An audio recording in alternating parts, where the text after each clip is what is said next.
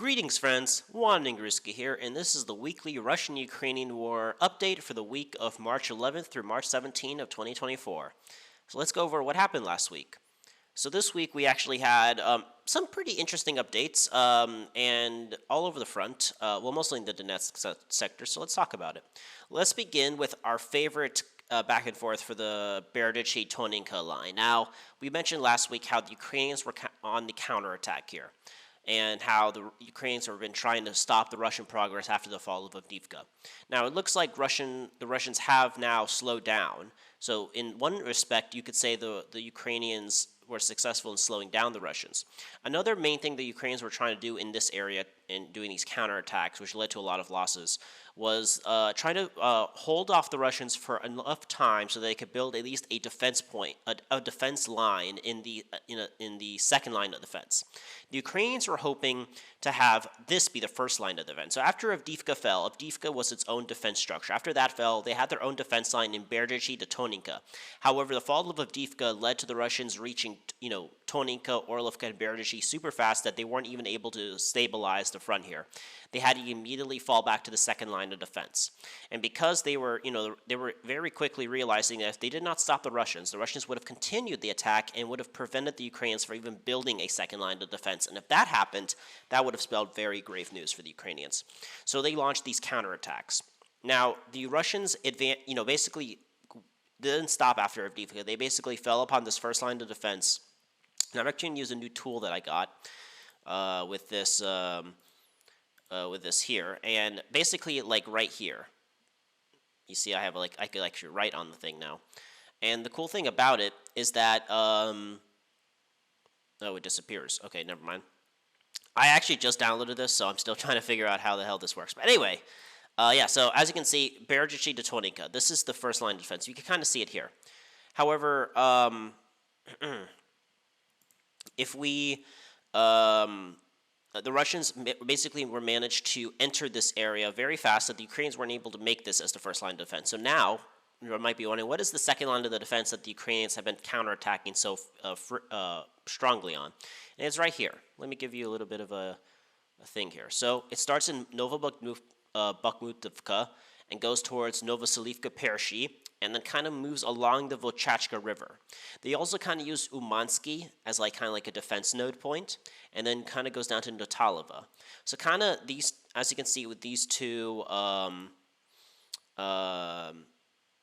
these black lines kind of shows where the Ukrainians are trying to have their second line of defense. And this is where the Russians want to end up to push the Ukrainians away from Donetsk. So as you can see with these black lines I drew, this is where the Ukrainians want to go. Or where the Russians want to go, and where the Ukrainians are now building their second line of defense. The Ukrainians know that this area is completely, this area is kind of, basically they're just doing these counterattacks here to slow down the Russians as they prepare their defense lines in this area that I showed. So, however, while they succeeded in slowing down the Russians and giving them time to build that second line of defense, maybe their more ambitious goal of trying to reclaim this first line of defense in Berdichi to Toninka has failed. And this week, the Russians went back on the attack. For example, in Toninka, we saw videos of the Russian troops in these farmhouses out more to the western side of Toninka. We also saw Russians advancing up here as well. So, you could count this as part of Toninka, and this is kind of more in these kind of small little housing structures here. So the main center part of the village is under full Russian control. However, and the farmhouses. However, so most of Toninka, as we mentioned last time, we mentioned how the Ukrainians are basically trying to challenge the Russians in central Toninka to take this back. However, they have failed, and the Russians now retain about 90% of this village, and only the most pointy part of Toninka is still under Ukrainian contention. Same thing with Orlovka. The Ukrainians are on the other side of this kind of reservoir, this river right here. So they hold control of Semyonivka. However, most of Orlovka is also under Russian control. And this week, we actually saw the Russians be able to reach this area right here on this reservoir. And so, and basically the only reason why all of Orlovka is not under complete Russian control is because the Ukrainians have positions on the other side of this reservoir where they're able to bombard the small, there's only a few houses here, and they could target these houses very easily. And so the Russians can't really completely secure themselves here. That doesn't mean the Ukrainians are secured here. So the Ukrainians aren't in Orlovka. It's just that the whole village isn't 100% secure. In Berezhny, we actually have very interesting. This is where the Ukrainians had their most success when they had these counterattacks, where they basically pushed Russians out of most of the village. However, the Russians are on the attack, and they have captured about 50-50 contested the village. The most eastern portions are under complete Russian control, and now the southern part of Berezhny is under Russian control. And not only that, we have seen evidence of Russian troops going on the attack and basically cutting off this intersection right here. They somehow managed to cross this little river right here and basically start attacking here. So this means that the southern part of Berezhny is very weakly defended. However, I don't expect the Russians to hold this area on the other side of the river for long. But again, that just proves that, despite with the exceptions of the northern part of the village, Berezhny is basically has mostly fallen to the Russians. So this week was basically the Russians starting to slowly gain ground on this first line of defense. They're slowly taking back Berezhny. They have, Orlovka and Toninka under mostly Russian control. And so the main goal is right now focused on trying to hold on to Berezhny as they encircle Simnenivka right here, this village right here. So, again, there's actually been little progress here, except the Russians have basically stopped the Ukrainian counterattacks and are now pushing, gaining ground. They have gained, they have taken these farmhouses in Toninka. They have reached the reservoir from Orlovka, and they have taken the southern parts of Berezhny. So they are on the offensive here. And the Ukrainians are now on the back foot. However, while the Ukrainians really couldn't take back this first line of defense where the Ukrainians wanted to have their next stand after Avdiivka fell, they have bought enough time to where the Ukrainians, at least, we don't know how much the Ukrainians are actually building, but the Ukrainians have the chance, at least the time, to start building a new line of defense, as I showed you with my mouse, with my drawings earlier, in Novobukhnivka, using these kind of these ravines type stuff to help kind of solidify their defensive points here, and then using the Vachachka River. So the Ukrainians basically prevented the Avdiivka flower from blooming and expanding towards Pokrovsk, which is one of the main Russian targets in Donetsk and such. However, they've only been able to slow them down, but not completely stop them. So that's happened there. However, where is the most interesting developments are actually happening a little bit more south of Avdiivka. Again, Avdiivka is not a singular operation. They're trying to push the Ukrainians away from Donetsk completely.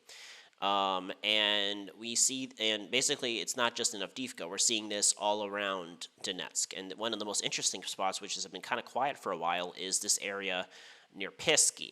Now, Pisky's basically been known as basically where the Russians basically just used it as a point to try to encircle Avdiivka. However, now we're seeing more progress happening here. So this week, we saw Russian troops expand along the reservoir to the north and managed to enter the center of Peremyska.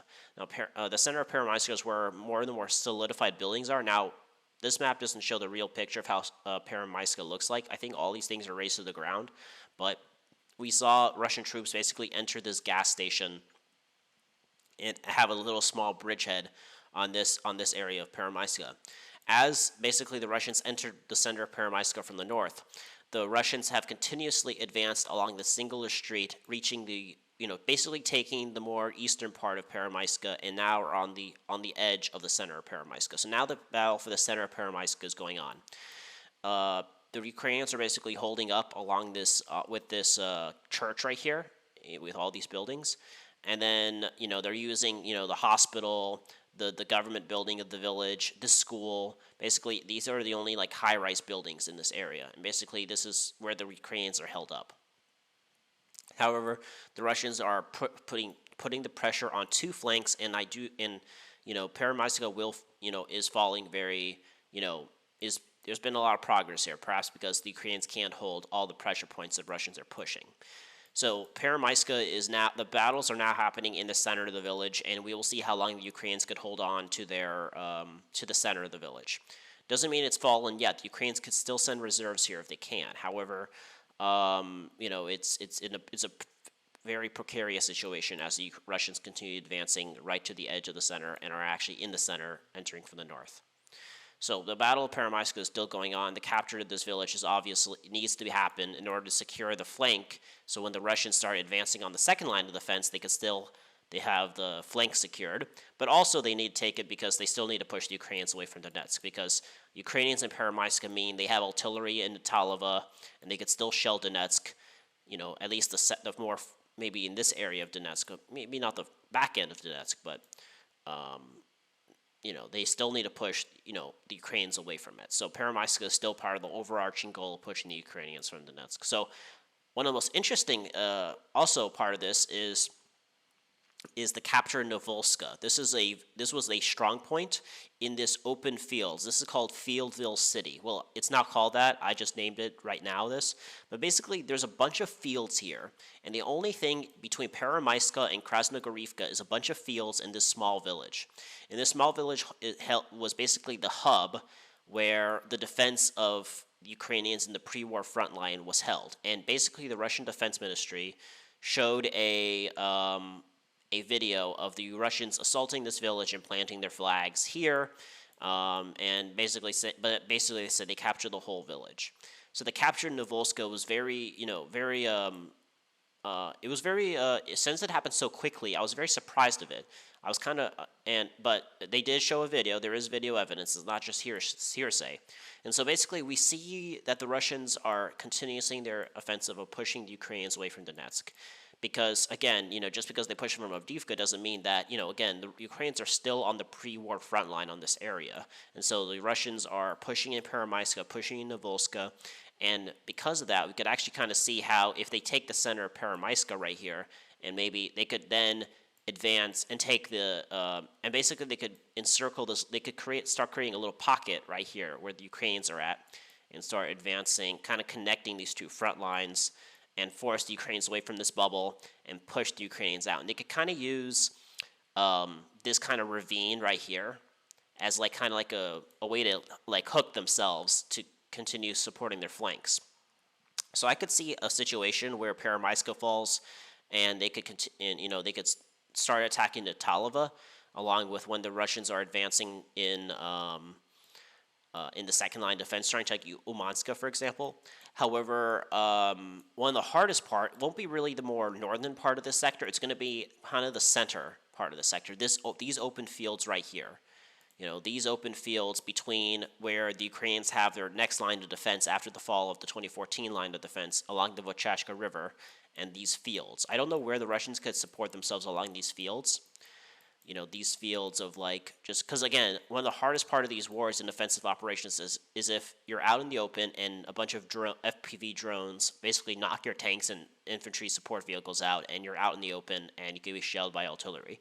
It's actually easier to fight in the in urban combat conditions than it is to fight in these open fields. So I don't know where the Russians could hold themselves in this area. I drew a bunch of gobbledygook, but this is the area I'm talking about. We know where the Ukrainians are at. The Ukrainians are in this area. This is where they're actually holding their defense line, outside of this pre-2014 defense line. But if the Russians manage to capture this 2014 defense line, where is the front line going to be? Is this whole field going to be a giant gray zone where both sides can't advance on each other? That's probably what's going to happen. So the Russians are just going to, but what they can do with the advance of Novolska is that they could use it as a springboard to start attacking Krasnogorivka from the north here, and basically start trying to lodge themselves along this ravine right here, and basically this kind of goes with the advancements in Grigorivka, where I don't think there was any progress this week here. I think I talked about the progress last week about how, like in Peremyska, they have taken the more eastern part of the town, but now the battles are for the center of the village. But again, this is all, not only are they're trying to encircle Krasnogorivka here. There's been battles for the southern part of the town here. And basically, I mentioned this before. I'm going to do it again here. But again, the purpose is to basically go along this rail line right here. Once they reach this rail line as a defense node and take Grigorivka, they could then use this as a way to advance up here, and basically use this as a new kind of northern defense point. And the only thing they need is to hold this area right here. use this as like kind of like from Ukrainian attacks from this area. And from here, they could catch up with Russian troops using Novolska as a springboard, who are trying to basically capture this area right here, and basically connect and cut off this area right here. And so, we see this the Russians definitely want to use Krasnogorivka as a springboard towards, having a further offensive, further posture towards the Ukrainian defenses in the Vochashka River, for example. So we could see where the Russians could defeat the pre-2014 defense line, but again, to advance further beyond that is going to be very hard for them. So, but they're making slow progress in pushing the Ukrainians back. We saw some progress in the South Donetsk sector as well. The village of Pojeba fell about a week ago. No, 2-3 weeks ago, and we saw Russian troops basically start expanding the buffer zone around this village. They need to basically expand this buffer zone to basically prevent the Ukrainians from just continuously entering this village to keep, they want to make this as a solid base of operations so they could continue their offensive towards Konstantinovka here to cut off one of the main arteries of Ugledar.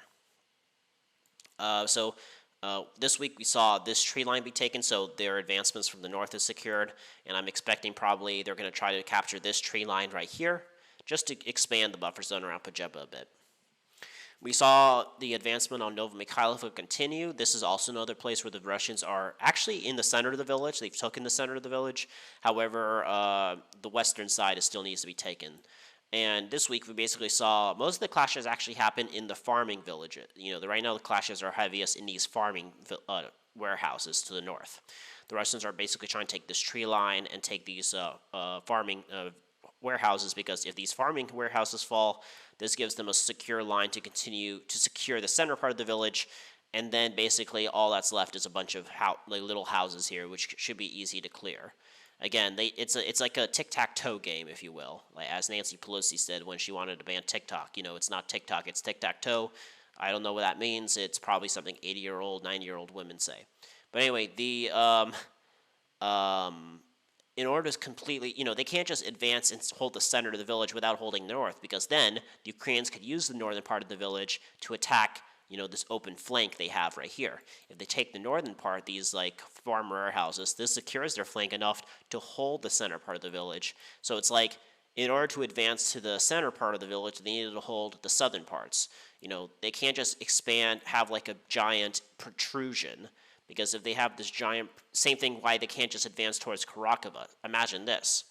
If they just advanced along this road here without taking the flanks, right, and reach Karakova, let's say the front line was something like this, let's say.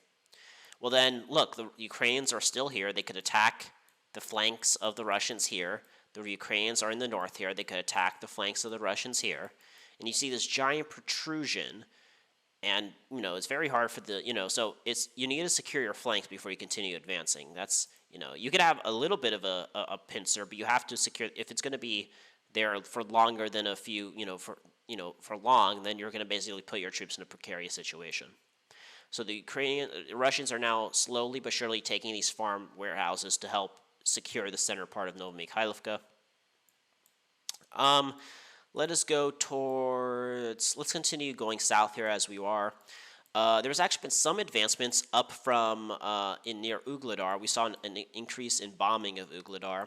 We saw the Russians basically advance from this small village. I don't even think it's a village. When I go down, it doesn't even look like there's a village here. It looks like there's like nothing there. But anyway, there's supposedly some sort of town there, and the Russians were using that as a frontline village. However, they advanced, and now they have taken this tree line.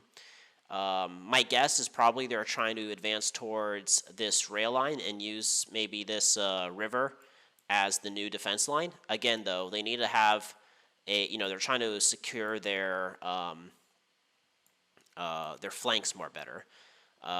But I do not rule out the Russians trying to take these two villages using the river as a defense node, and the only thing they have to worry about is attacks from Velika Novosolovka, because then if they advance to this river right here, right, which is where it looks like they're advancing, considering their advance up to this area, if they try to reach the river here, this helps secure them from the north. However, then the defense line would go something like this, and the Russians could still be attacked and flanked from the side here. So that is a risk they have to take if they want to advance north and start putting the pressure on Ugledar a bit more. This might be a just a part of the Ugledar operation for again, as like the Battle of Novomykhailovka is supposedly trying to cut off Ugledar from the east here. The advance up here might be just a prelude to cutting off Ugledar from the west. And so they're trying to basically encircle Ugledar. So that's what's happening there. So there is a small advance north of Shatenkova here. Let's see what else happened here. In the Zaporozhye front, we actually so let's talk before I talk about Zaporozhye. Let's talk about Kherson. You might be wondering, wait, a lot of things happened in Kherson? No, nothing happened in Kherson. Nothing happened here. Let's go back to Zaporozhye. So in Zaporozhye, there's actually been a lot of movements for the Russians here. So the Russians are now fully in control of the center part of Robotyne. They have actually fully established themselves in the center part of Robotyne. The northern part of Robotyne is still under Ukrainian control, so this village is now being contested. It's very interesting how the Russians are. Most of this is more of a morale event, not a morale event, more of a morale purpose. The reason being that the capture of Robotyne was the only village that the Ukrainians took during their big counteroffensive in Zaporozhye, and the loss of Robotyne would be like, oh, you guys took jack shit. So losing Robotyne would be a big morale blow to the AFU. Not only have the Russians secured themselves in the center part of this village, they have also been advancing near Verbovo, which is where a lot of the progress has been happening. We saw the Russians expand. So right now, as we knew, the Ukrainians were out on the outskirts of Verbovo. They were trying to enter Verbovo a lot, but they continued getting repelled. So now, the Russians are basically now expanding out of the first line of defense and basically trying to reach this red line, because then this flattens the front line, and not only will it take Robotyne, it will also secure Verbovo, and basically then this also helps the Ukrainians, because then the Ukrainians could have a more, are no longer are in a bubble here. So this is where the Russians want to reach. This red line right here. And in order to do that, they need to capture Robotyne, and they need to basically clear these open fields right here, which is what the Russians are doing. So we saw some advancements to the northwest of Verbovo. We saw the Russians take, I think this area right here. They advanced right here. We're seeing them basically slowly protrude tree line by tree line towards, trying to basically reach, this area to flatten the front line here. And basically, once they reach this tree line that I mentioned, they basically negated almost all Ukrainian progress here, and we'll see if the Russians advance beyond that. So, the Battle of Robotyne has restarted, and now the Ukrainians are now the Russians are also pushing slowly out of Verbovo. Let's talk about Bakhmut. Before we talk about Bakhmut, there's been no changes in. Let's talk about Seversk for a minute. There's been some rumors that the Russians are in the center of Bilogorivka right here, but it's very hard to know where exactly they are. I've talked about this repeatedly, but taking this village is not enough. The Ukrainians will have a little bit of a high ground advantage. Even the Russians took this town. They have the high ground with this kind of area right here and in the hills up here. So the Russians can't really enter the village without being in the low ground here. So, but allegedly the Russians now have a presence in the village a little bit. Let's talk about Bakhmut since we're here. There's been we saw most of Ivanovska is now under Russian control. I think about 80% of the villages has fallen. However, the Ukrainians have, as I mentioned in my last video here, the Ukrainians have some strong, some hills that help them defend Ivanovska. They have this hill right here. They have the hills right here. And basically, the Ivanivska is on the low ground. And so the capture of this village, while symbolically important is there needs to be a lot more that needs to be done to fully secure Russian interests in this area. And so, I'm expecting there's going to be some sort of advance to try to, again, it's very hard for the Russians because anytime the Russians are trying to advance towards Chasiv Yar, they're basically always going to be up against higher elevation Ukrainian troops. And so it's like a hill hopping campaign.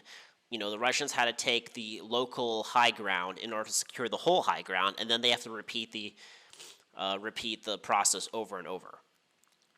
So, like, for example, the Ukrainians are in this area right here, which is higher than the Popovsky Forest.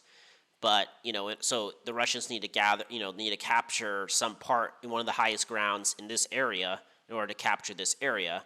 But then if they capture this area, the Ukrainians will be along the canal, which is in a higher elevation than what they capture. So anytime they capture a high area, it's just, they always have to be going uphill. So it's a very hard battle for the Russians in Chasiv Yar.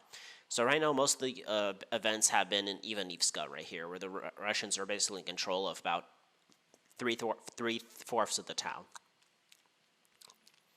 But the full capture of the town is kind of prevented because they can't really reach the southern part of the town because the Ukrainians have the dominant height position.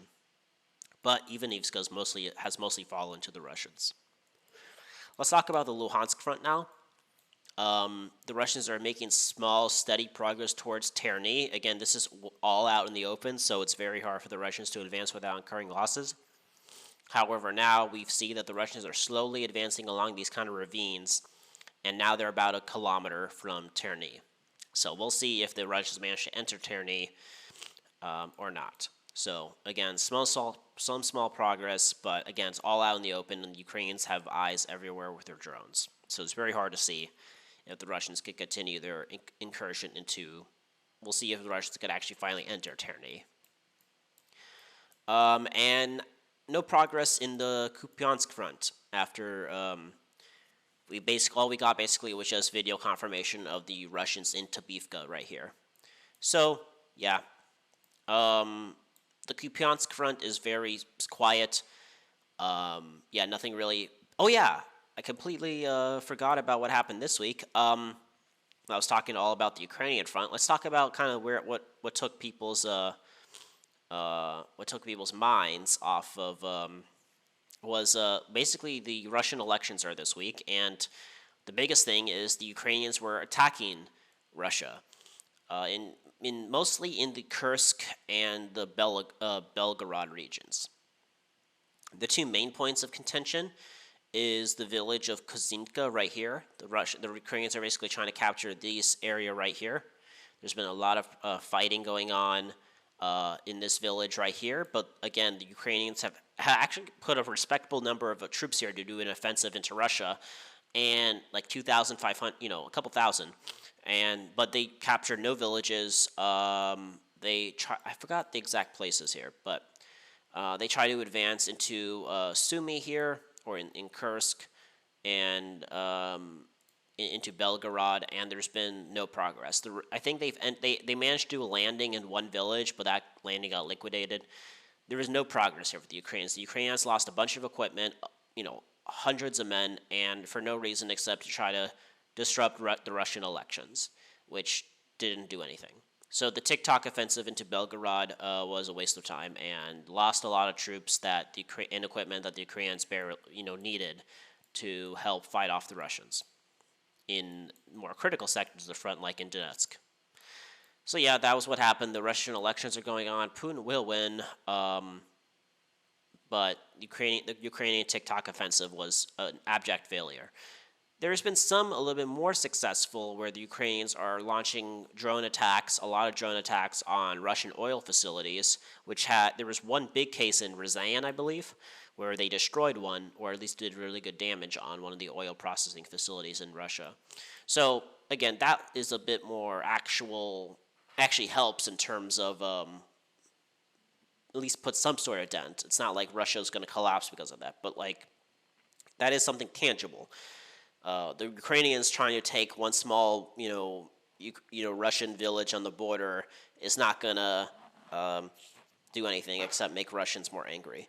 And also, even if even for like, I know the Ukrainians, a big part of their strategy is morale. And so in that case, yes, they do a lot of morale, or not morale, but more of like things that like have a spectacular flair to them that don't actually make military sense, because they want the West engaged. They want the West to look at this like a movie. They want the West to see like, oh, they're invading Russia. They have, give them more weapons.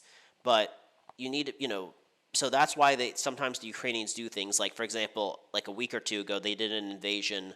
They sent a bunch of troops to try to take they sent, that's why they sent troops to Crimea, for example, where the a bunch of Ukrainian special forces land in Crimea and then die.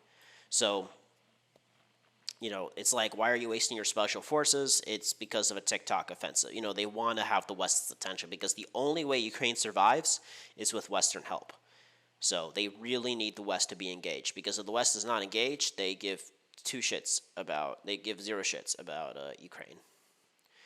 So that is the end of this video. I hope you guys liked this video. A lot of progress. The Russian push is still going on. I hope you guys like this video. If you like, so give this video a like, subscribe to my channel if you want to see videos, as you want to continue seeing my weekly updates on the Russian-Ukrainian war. Comment your thoughts, and share this video around. So aim high and wander on.